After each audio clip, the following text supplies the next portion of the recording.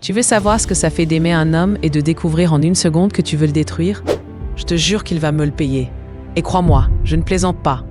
Une broche est tombée de la poche de Glenn et une de ses collègues qui était là, je ne sais pourquoi. Et apparemment, cette broche appartenait à cette collègue. Regarde comment les hommes sont mauvais, raconta la copine de Glenn à son amie. Et elle promet de se venger après ce qui s'est passé. Et pendant ce temps, moi, toujours devant Glenn, en train de lui questionner sur ma broche qui est tombée de sa poche. Vous savez ce qu'il m'a répondu? Que c'était lui qui me l'avait offerte. Oui, c'était lui l'auteur du cadeau. Moi qui pensais qu'il venait de mon petit ami, car c'était un cadeau anonyme et ça ne pouvait être que lui. En tout cas, dans mes pensées. Alors que j'étais surprise de ce qu'il me racontait, il me rajoute qu'il l'avait gardé par jalousie, qu'il n'a pas voulu me la rendre parce que je croyais que le cadeau venait de quelqu'un d'autre, donc de mon petit ami. Et hier, c'était impossible de me la rendre devant tout le monde, mais surtout devant sa copine qui était là au resto. Elle aurait pété le plomb. Et pendant que je digérais encore ses aveux, vous savez ce qui a éclaté? Un énorme scandale. Sur la toile, ça parlait partout de la star qui doit fêter son anniversaire à l'hôtel à cause d'un gros buzz. Tout le monde voulait la voir réapparaître, scruter le moindre de ses gestes. Mais le pire, c'est que pendant ce temps, la copine de Glenn n'est pas restée tranquille. Non, elle a flairé l'occasion. Vous imaginez? Elle a carrément balancé sur les réseaux le lieu où la star devrait fêter son anniversaire. Et devinez quoi? Elle a écrit que c'était Glenn lui-même qui lui avait soufflé l'info. Résultat, un carnage annoncé. Les paparazzi n'attendaient que ça. En 2 secondes, c'était devenu une chasse. Tous les regards braqués vers un seul endroit, l'hôtel. Moi, j'avais juste l'impression qu'une bombe venait d'être déclenchée.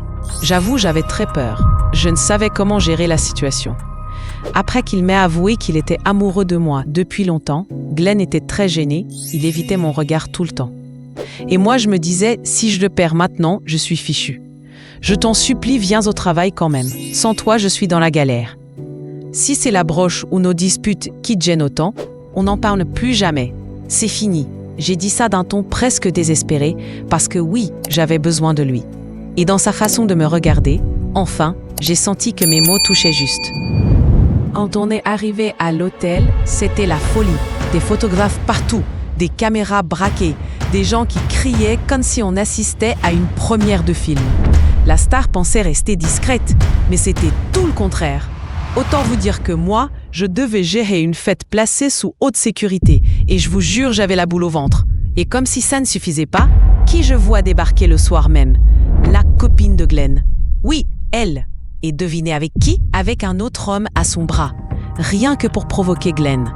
Vous auriez dû voir son regard quand leurs yeux se sont croisés. Glenn, déjà fragile après tout ce qui s'est passé, et elle avec ce sourire cruel qui voulait dire « Regarde-moi bien, tu vas le payer ». L'ambiance était électrique. Les invités dansaient, la musique battait son plein, mais moi je sentais que ça allait déraper d'une seconde à l'autre. Et puis, le moment tant attendu. La star arrive enfin. Toute la salle s'est figée. Les regards braqués sur elle. Mais croyez-moi, personne n'était prêt pour ce qui allait suivre. Au moment exact où elle franchit la porte, bam! Un projecteur se décroche et s'écrase juste devant elle. La panique, les cris, le chaos total. J'avais le cœur qui battait à 100 à l'heure. Et pendant que tout le monde regardait la scène, un photographe infiltré déguisé en serveur s'il vous plaît, en profitait pour mitrailler la star. Les flashs étaient discrets, mais assez pour saisir l'instant. Quelques heures plus tard, ces photos se retrouvaient partout sur les réseaux. Et ça, je peux vous dire, ça a coûté très cher à l'hôtel. La star était déçue, humiliée même. Mon patron également. Par conséquent, ma promotion envolée. Mais heureusement pour moi, j'ai pas été virée. J'ai pu garder mon travail. Mais Glenn, lui, n'a pas eu cette chance.